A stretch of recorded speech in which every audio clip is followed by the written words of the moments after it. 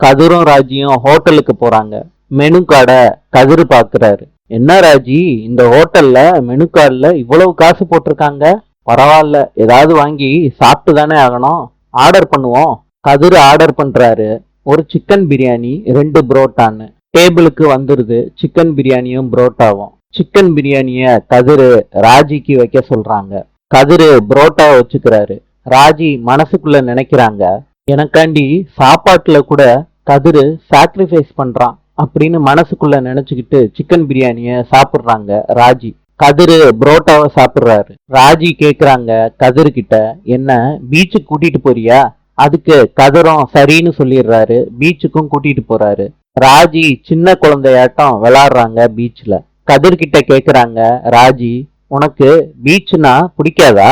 கதிரு சொல்றாரு, பிடிக்காதுன்னா சொல்ல முடியாது ராஜி. சரி கதிரு, சொல்லு உனக்கு பிடிச்சத.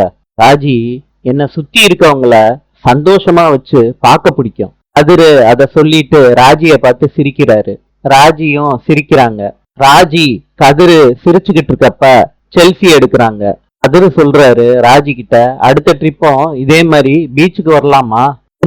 வீட்டுல சம்மதிச்சாதானே? ராஜி, பாத்துக்கலாம் ராஜி. ராஜி கதிரை பார்த்துக்கிட்டே தலையாட்டுறாங்க சந்தோஷத்துல. நாளை சந்திப்போம்.